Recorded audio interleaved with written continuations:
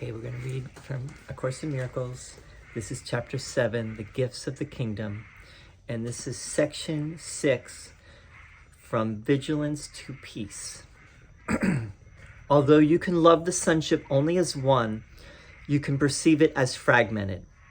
It is impossible, however, to see something in part of it that you will not attribute to all of it. That is why attack is never discrete, and why it must be relinquished entirely.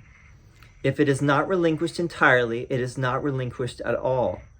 Fear and love make or create, depending on whether the ego or the Holy Spirit begets or inspires them, but they will return to the mind of the thinker, and they will affect his total perception. That includes his concept of God, of his creations, and of his own. He will not appreciate any of them if he regards them fearfully. He will appreciate all of them if he regards them with love. The mind that accepts attack cannot love. That is because it believes it can destroy love, and therefore does not understand what love is. If it does not understand what love is, it cannot perceive itself as loving. This loses the awareness of being, induces feelings of unreality, and results in utter confusion. Your thinking has done this because of its power, but your thinking can also save you from this because its power is not of your making. Your ability to direct your thinking as you choose is part of its power. If you do not believe you can do this, you have denied the power of your thought and thus rendered it powerless in your belief. The ingenuousness of the ego to preserve itself is enormous, but it stems from the very power of the mind the ego denies. This means that the ego attacks what is preserving it, which must result in extreme anxiety. That is why the ego never recognizes what it is doing. It is perfectly logical, but clearly insane. The ego draws upon the one source that is totally inimical to its existence for its existence. Fearful of perceiving the power of the source, it is forced to depreciate it. This threatens its own existence, a state which it finds intolerable. Remaining logical but still insane, the ego resolves this completely insane dilemma in a completely insane way. It does not perceive its existence as threatened by projecting the threat onto you and perceiving your being as non-existent. This ensures its continuance if you side with it by guaranteeing that you will not know your own safety. The ego cannot afford to know anything. Knowledge is total, and the ego does not believe in totality.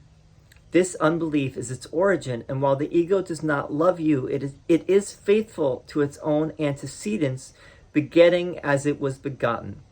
Mind always reproduces as it was produced. Produced by fear, the ego reproduces fear. This is its allegiance, and this allegiance makes it treacherous to love because you are love. Love is your power, which the ego must deny. It must also deny everything this power gives you because it gives you everything. No one who has everything wants the ego. Its own maker, then, does not want it.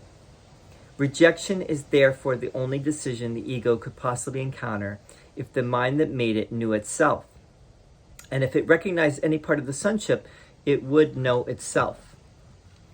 The ego therefore opposes all appreciation, all recognition, all sane perception, and all knowledge. It perceives their threat as total because it senses that all commitments the mind makes are total. Forced, therefore, to detach itself from you, it is willing to attach itself to anything else. But there is nothing else.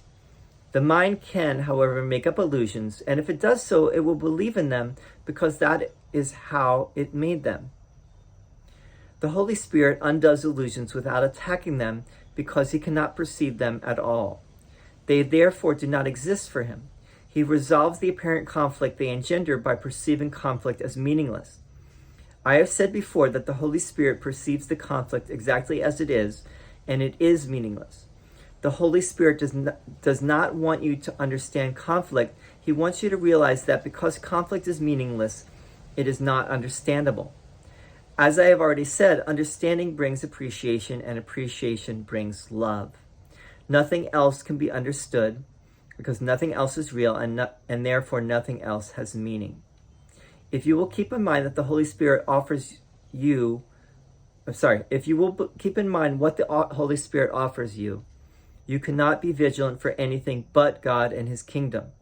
The only reason you may find this hard to accept is because you may still think there is something else. Belief does not require vigilance unless it is conflicted. If it is, there are conflicting components within it that have led to a state of war, and vigilance has therefore become essential. Vigilance has no place in peace. It is necessary against beliefs that are not true and would never have been called upon by the Holy Spirit if you had not believed the untrue. When you believe something, you have made it true for you. When you believe what God does not know, your thought seems to contradict his, and this makes it appear as if you are attacking him. I have repeatedly emphasized that the ego does believe it can attack God and tries to persuade you that you have done this. If the mind cannot attack, the ego proceeds perfectly logically to the belief that you must be a body. By not seeing you as you are, it can see itself as it wants to be. Aware of its weakness, the ego wants your allegiance, but not as you really are. The ego therefore wants to engage your mind in its own delusional system, because otherwise the light of your understanding would dispel it. It wants no part of truth because the ego itself is not true. If truth is total, the untrue cannot exist. Commitment to either must be total. They cannot coexist in your mind without splitting it. If they cannot coexist in peace, and if you want peace, you must give up the idea of conflict entirely and for all time. This requires vigilance only as long as you do not recognize what is true. While you believe that two totally contradictory thought systems share truth, your need for vigilance is apparent. Your mind is dividing its allegiance between two kingdoms, and you are totally committed to neither. Your identification with the kingdom is totally beyond question except by you when you are thinking insanely. What you are is not established by your perception and is not influenced by it at all. Perceived problems in identification at any level are not problems of fact. They are problems of understanding, since their presence implies a belief that what you are is up to you to decide. The ego believes this totally, being fully committed to it. It is not true. The ego, therefore, is totally committed to untruth, perceiving in total contradiction to the Holy Spirit and to the knowledge of God. You can be perceived with meaning only by the Holy Spirit because your being is the knowledge of God. Any belief you accept apart from this will obscure God's voice in you and will therefore obscure God to you. Unless you perceive his creation truly, you cannot know the Creator, since God and his creation are not separate. The oneness of the Creator and the creation is your wholeness, your sanity, and your limitless power. This limitless power is God's gift to you because it is what you are.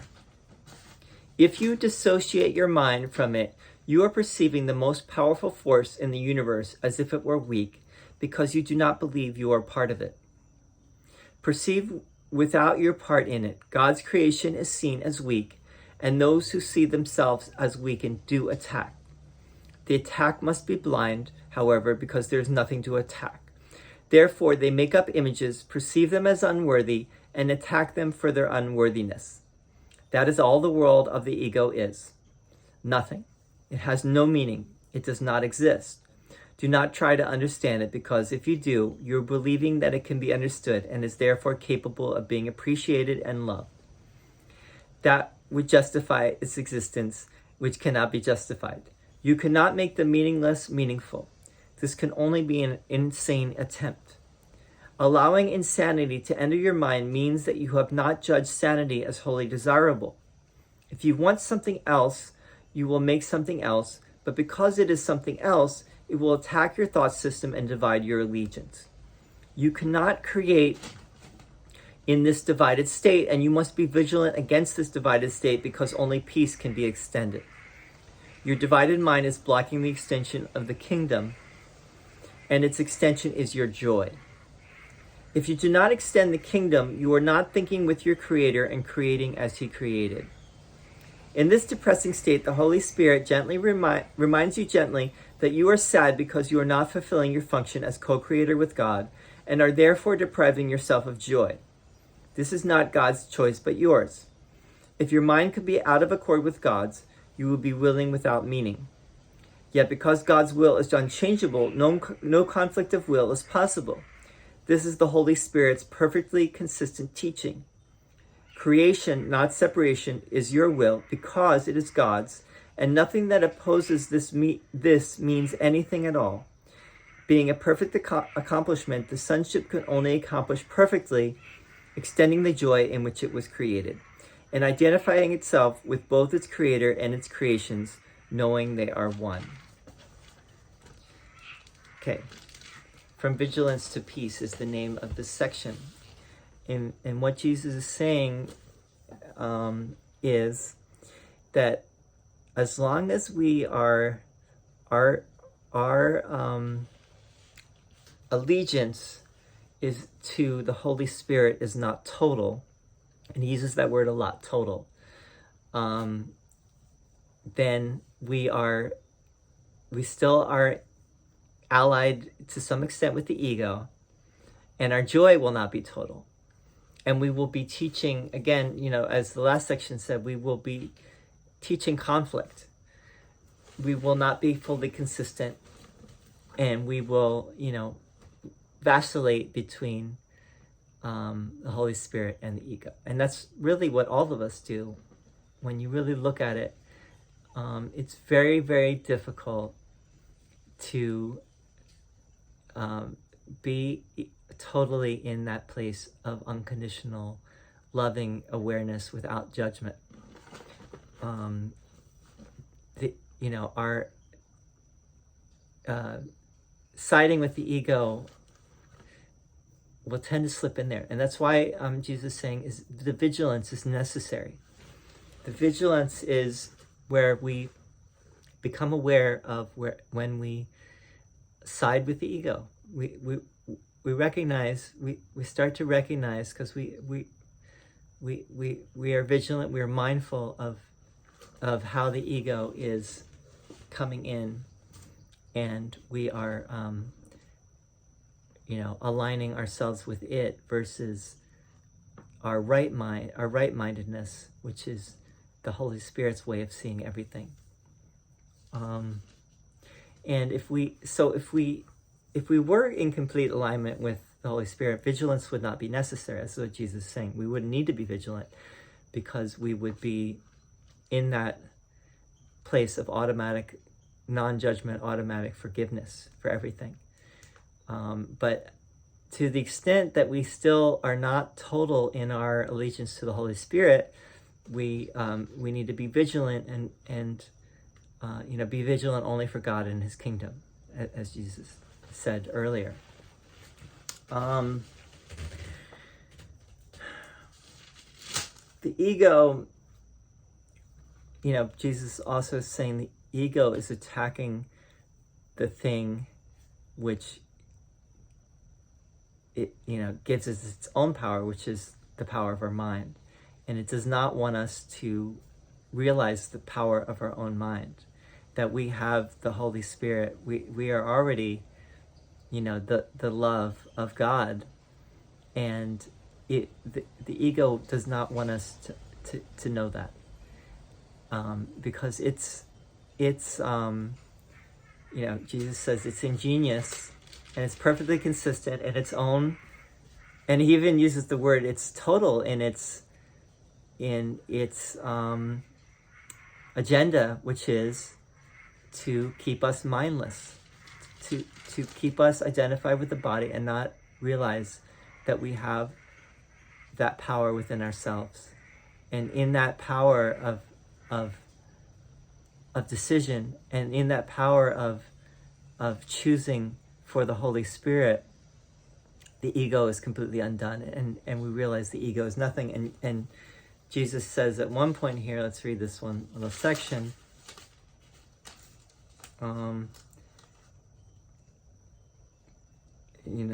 That is all the world of the ego is, nothing. It has no meaning, it does not exist. Do not try to understand it, because if you understand it, then that means, Jesus says when you understand something, you appreciate it. And love. You appreciate and love something when you understand it, but the ego cannot be understood. So don't try to understand the ego. The ego is insane. On that note, I want to mention, I was talking to someone last night, a woman who is in a relationship, and her husband is, he's on antidepressants, and when he was not taking when he's on the antidepressants, he is like he was when they first got together, which was very loving, very sweet. When he was not on the antidepressants, he would often be very, very, like a completely different person, like Jekyll and Hyde. He would be horrible to her. And she told me some of the things that he has said to her. You know, waking up in the morning and saying, "I hate you," or "You disgust me, get away from me." You know, things like that.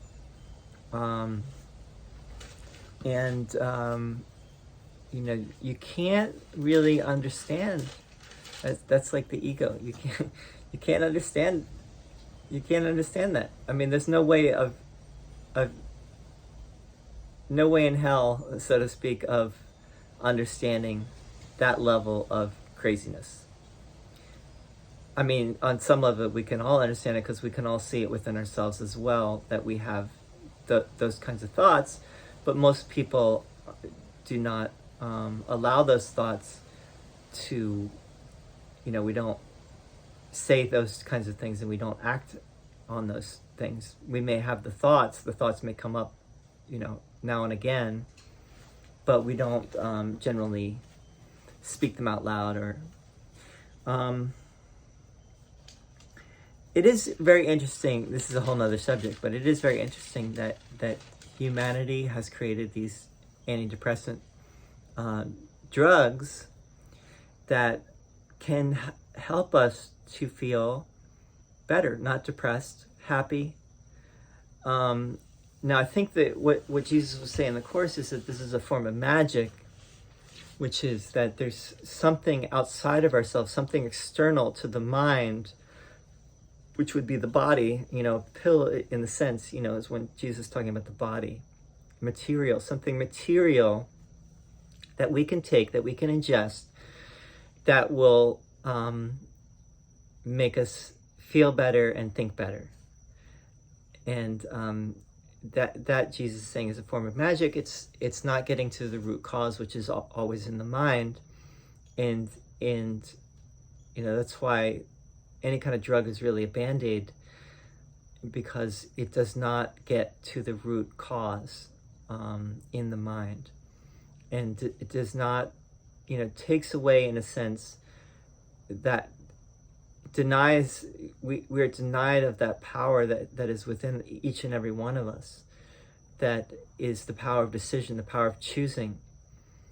Now, I don't want to put down, you know, modern medicine, because it's amazing what it can do and how it can be helpful, but it's, in a way, it's like a stepping stone.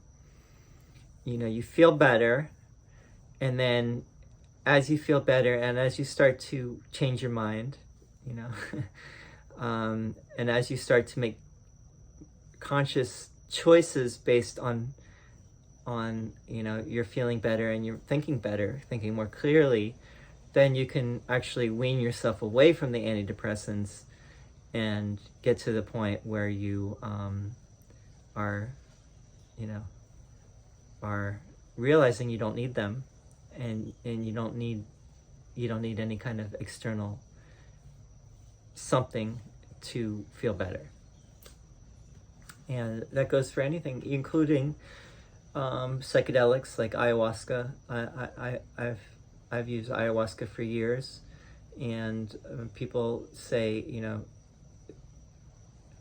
think that I'm dependent. I would say I'm not dependent on it, but I do see the value of it, and I do notice that when you take it, you do feel better, you know. And it is like it's like an antidepressant. It's like a you know, from the jungle, antidepressant from the jungle. But what it can reveal about your psyche, I I don't think antidepressants can do that. You know, it can help you to see